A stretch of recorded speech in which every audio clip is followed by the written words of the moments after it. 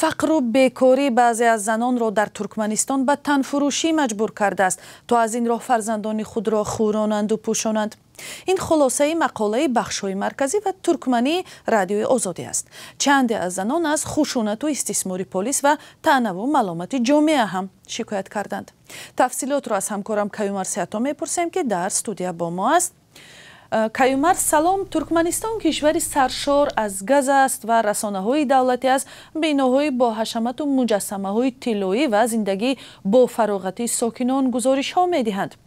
این زنان را چی وادار کرده است که به بازار فحشا رو بیارند؟ سلام به شما خیرامان و بیننده های عزیز. همکاران ما البته برای دقیق کردن این مسئله با چند زن از منطقه های گوناگون ترکمنستان صحبت کردند. یکی از آنها با نام مستعار مرال گفته است که برای تامین 2 فرزند خردسالش از ناعلاجی خدمت رسانی شهوانی میکند.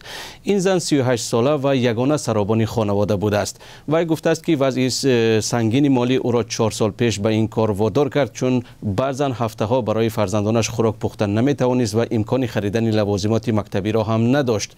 شماره هم تقدیران مرال در ترکمنستان هزارها نفر تخمین زده می شوند و اساساً کم بضاعتی و بیکاری و کمبود شدید خوراک از سبب‌های اساسی بوده است. به گفته چندی از زنان، تنفروشی در ترکمنستان در سالهای اخیر بیشتر شده است، چون نرخ مال و محصولات در این کشور بالا رفته و ولی درآمد اهالی همانا کم بوده است. مرال در صحبت با همکاران ما گفته است پیش از آن که تنفروشی کند به حفظ اجتماعی اهالی برای گرفتن کمک البته مراجعت کرد، ولی هیچ گونه دستگیری نیافت. یک زن دیگر از ولایت مری یا مروی ترکمنستان گفته است آنها با خواهش خود فاحشگی نمی کنند، بلکه از ناامیدی در این وضع هستند. و افسوده است اگر حکومت یعنی جای کار میداد هیچ زن یا هیچ کس فاحشه نمیشد. کیومر، ترکمنستان با مثل دولت‌های دیگری آسیای مرکزی اساساً مسلمان نشین است و گذشته از این یک کشوری بسته که همواره به نقض حقوق آدمان تنقید می شود. قانون‌های این کشور برای تنفروشی اجازه دادند و یا جزا تعیین کردند؟ خیرامان، تنفروشی در ترکمنستان به مثل تاجیکستان و کشورهای دیگری منطقه غیر قانونی است و بنابراین اکثر زنان کوشش می‌کردند که کار خود را از چشم مقامات و نزدیکان خود پنهان دارند. اگر زنان تنفروش را در ترکمنستان بار اول دستگیر کنند، تنها جریمه می‌بندند به آنهایی که دفعه دوم و سوم به دست می‌یافتند تا 2 سال زندان تهدید می‌کند. این کار بر علاوه خطرهای دیگر هم داشته است، چون زنان می‌توانند به بیماری‌های سرایتی مبتلا شوند، قربانی زوراوری و یا که خرید و فروشی آدمان گردند. بعضی از آنان در صحبت با همکاران ما مقامات پلیس را به استثمار و شانتاژ هم متهم کردند. به گفته چندی از آنها از ولایت‌های مرو و لب آب ترکمنستان پلیس اکثر وقت آنها را دستگیر کرده به پختچینی به صحرا میبرد و به کارهای دیگری در ساحه کشاورزی مجبور میکند.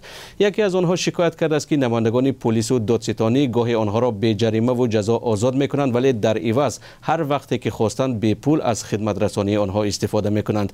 البته رادیوی آزادی برای گرفتن شهر به مقامات مرو و لب آب و اشقاباد ترکمنستان مراجعت کرد، ولی متاسفانه پاسخ دریافت نکرد. تشکر. کیومر سیاتا بود با خلاصه های گزارشی خبرنگاران رادیوی آزادی درباره زنان ترکمنی که از قشاقی مجبور هستند به بازار فحشا رو بیارند.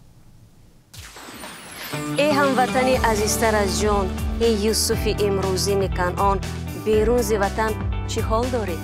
بیا و از روزگارت ما را آشنا کن.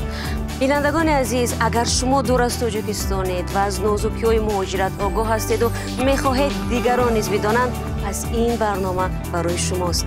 روزگار مهاجر، مطابق شوی به محیط نو، قصه های انسانی